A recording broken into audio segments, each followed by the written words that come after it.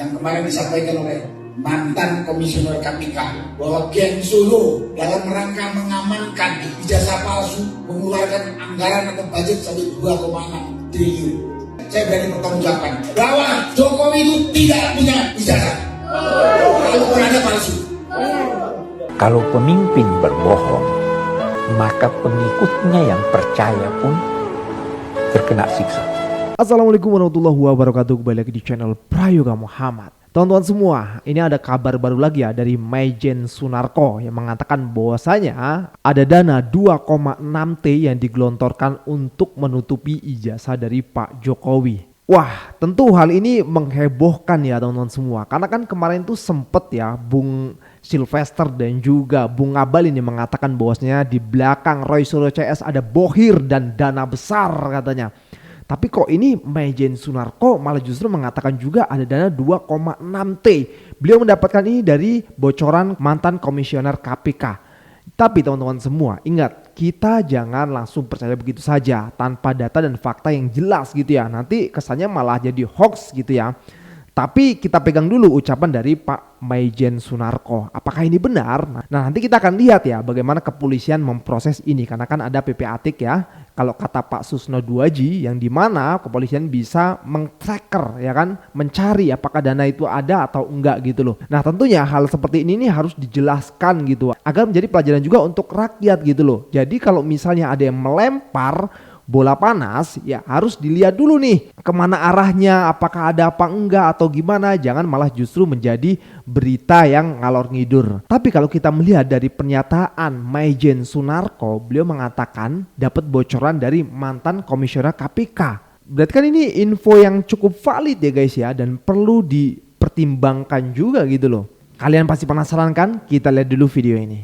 Info yang saya dapat yang kemarin disampaikan oleh mantan komisioner KPK bahwa geng Solo dalam rangka mengamankan ijazah palsu mengeluarkan anggaran atau budget sampai 2,6 triliun.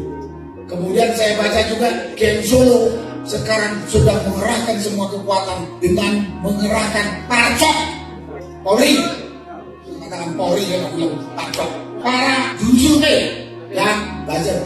Dari situ saya menyimpulkan pendapat saya pribadi dan saya berani bertanggungjawabkan bahwa Jokowi itu tidak punya ijazah. Kalau berada palsu. Saya katakan bukan mengejar ijazahnya Jokowi, mengejar kejujuran. Karena Jokowi ini udah 20 tahun menipu kita. Kelakuan Jokowi ini sangat menghina bangsa, sangat merendahkan bangsa Indonesia yang jumlahnya hampir 280 juta dengan tipu-tipu yang begitu menjijikan. Wali kota pakai dokter Andes, begitu masuk DKI jadi insinyur, begitu jadi presiden gak jelas. Sekali lagi ini penghinaan, merendahkan cita bangsa Indonesia. Kita menyarankan agar Presiden Prabowo melalui MPR memakzulkan Gibran. Dari isi pengumuman itu kelihatan ini manusia tak bermoral. Bayangkan saja kalau kita dipimpin oleh manusia tak bermoral. Mending kita dipimpin oleh monyet. Gibran ini secara intelektualitas belum pelangak promo mau kita dipimpin begitu. Lah ini Jokowi ke Gibran nih apa gak ada ini?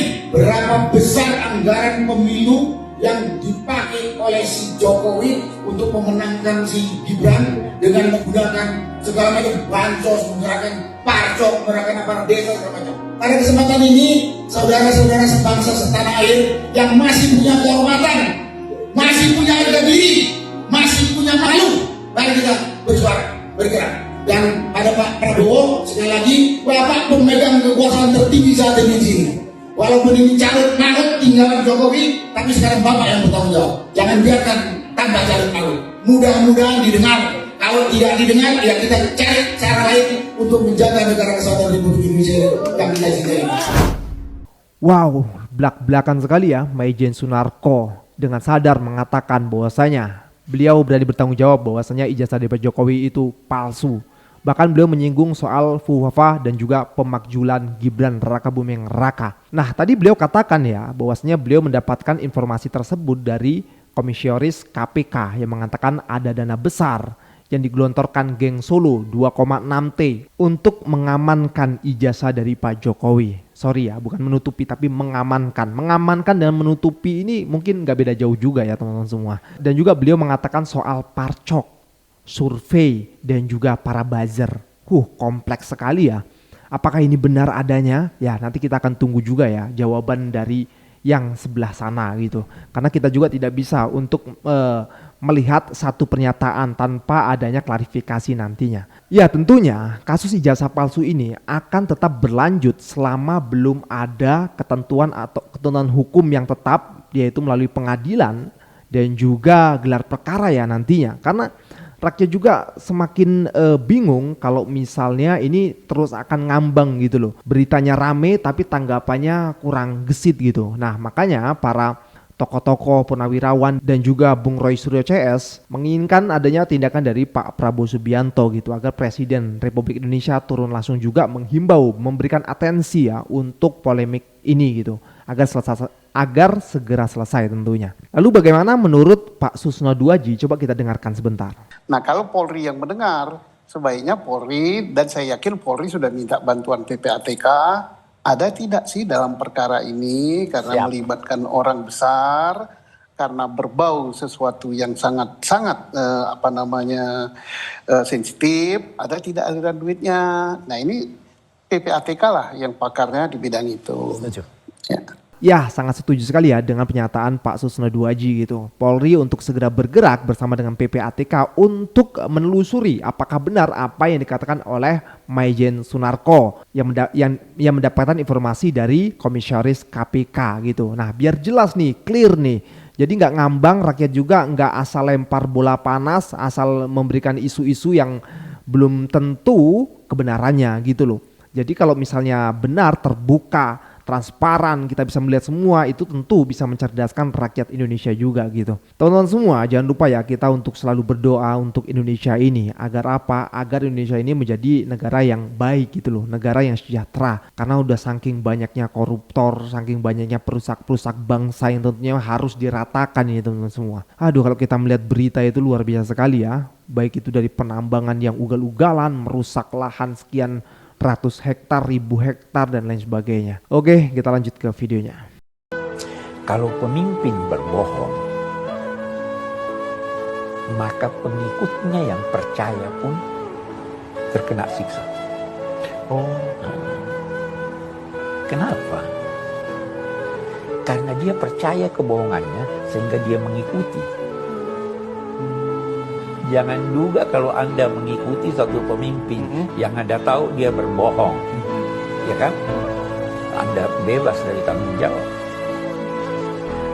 Karena mengukuhkan seorang pemimpin yang Anda anggap salah, memberikan dia kekuatan untuk tetap memimpin, dan kekuatan itu bersumber dari Anda yang mendukungnya, sehingga kebohongannya, kedurhakaannya, Anda ikut mengukuhkan kedurhakaan dan kebohongan. Waduh. Itu ya nasihat dari Pak Quraisy Shihab ya, bahwasanya pendukung pemimpin yang berbohong juga itu akan kena imbasnya. Nah teman-teman semua, kalau kita lihat ya komentar dari netizen ya mengenai dana 2,6T coba di akun X.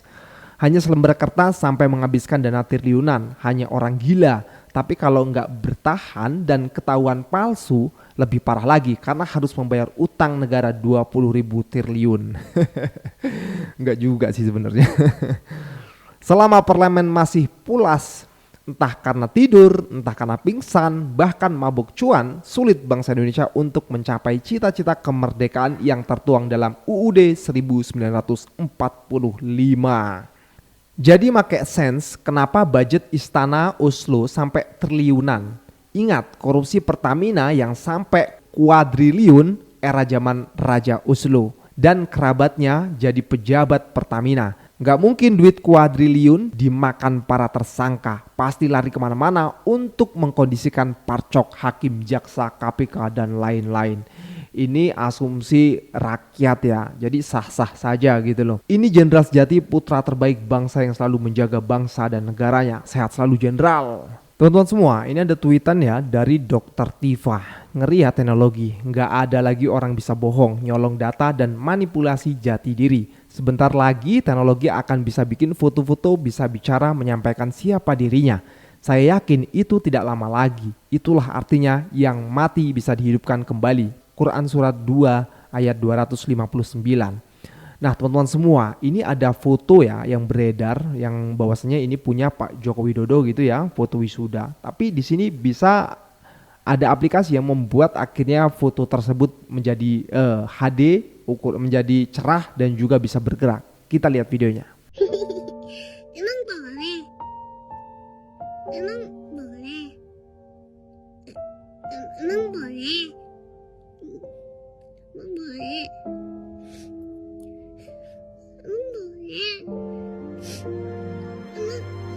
Emang boleh? Emang boleh? Emang boleh? Emang boleh? Emang boleh? Tunjukkan fisik dari ijazah tersebut, karena Allah melihat semua apa yang kita lakukan. Jangan sampai nanti semua kebohongan-kebohongan tersebut dibalas dengan azab yang akan dideritakan selama di dunia ini, akan menunjukkan keburukan-keburukan Bapak selama di dunia ini. Kami harap, kami tidak mau ada pemimpin kami yang pembohong,